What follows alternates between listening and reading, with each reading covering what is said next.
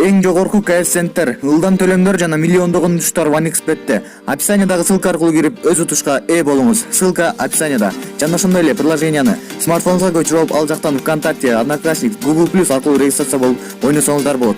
Ыңгайлуу жана бат оюнчуларга асы урмат. Непадам кеп бар. Маалымат кимдин колунда болсо, мамлекет ошонун колунда деген. Мен арганда маселени алкаганда айта турган маселенин маңызы ушул таптада президентибиз Сооронбай Шариповичтин санариптештирүү талабын алкагында өкмөт коопшар долбоорун киргизген. Апендирин кызындай макташканда, бирок мактаган кыз кайсы жерде быйт эткизерин жакшы билесиз. 2 күн мурун биздин комитетте ушул бюджет каралды. Мына ошондо финансы министринин орун басары айтты, быйылкы жылы коопшар долбоорунан түшө турган акчанын көлөмү 1 миллиард 200 миллион болсо, 9 айдын алкагында 300 миллион түштү деди. Бул долбоордун каражат жагынан капыт болгонун билгизет. Эми саясат жагын айта турган болсок, Жеңиш Разаковдун маалыматына караганда, коопшар долбоор ишке киргенден кийин жол кырсыктары 3542-ге көбөйгөн, демек 15%-га көбөйгөн. Демек бул биринчи этабы банкрот болсо, эми экинчи этабы жөнүндө эки сөз айтайын да. Экинчи этабы болгон тендер теңирден тескери кетти. Ошондой маалыматтар менде бар. Мен УКМКга дагы башкы прокуратурага кайрылдым. Эмне үчүн УКМК унчукпай отурат, башкы прокуратура баштап отурат, мен таң калып отурам. Экинчи тендердин талабы боюнча биздин Кыргыз Телеком да катышкан. Бирок өнөктөшү менен тендердеги мамлекеттик сатуулар жөнүндө мыйзамда ГОКЗ деп коет, государственный обеспечение конкурсный заявка. Мына ошол жерге депозит менен акча которулат, же болбосо банковский гарантия, кепилдик болот да. Катышкан Кытай компаниясы атаандаштарынан 52 миллион сом ашык берип атат.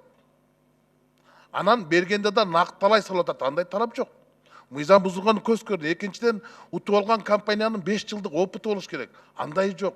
Лицензиясы жок. Келе турган оборудование стандарттан өткөн эмес. Бирок ушундай толгон токой мыйзам бузуулар болуп турса дагы тендерде утуу чыгылып аныктап табып коюшту. Эми ушул экинчи этабында 2020 жылдын бюджетине 2 миллиард 150 миллион сом акча каражаты түшөт деп эминтен эле бюджетке киргизип коюшту. Биз убагында 60 миллион доллар менен Huawei компаниясы келгенде кымбат дегенбиз. Азыр биздин безопасный город проекти 70 миллионго кирип атат. Молдо Муса Кунгантиев айтып атпайбы? Мен 19 миллионго киргизбек болчумун деп. Зарылбек Рысалиев айтат 20 миллионго Анкара шаарына киргизген дейт. Эмне үчүн биздики 70 миллион менен кирип атат? Эч ким унчукпай атат. Эң негизги маселе бул коопсуздук. Президентибиз айтпады, адамдардын жеке маалыматы сакталыш керек деди. Биздин адамдардын жеке маалыматы, унаалардын жеке маалыматынын бардыгы Кытай компаниясына кетип калат атпайбы? Адамдардын жеке маалыматы Кыргыз Телекомдо болуш керек да, Кытай телефонда болбош керек да. Мына коопсуздук жагынан караганда ушул биздин маалыматтардын бардыгы кетип калат деген коркунуч бар. Андыктан Дастан Артысбекович, мен сизден суранам, протоколдук тапшырма бериңиз, профилдик комитетте жумушчу топ түзүп, ушуну карап чыгайык.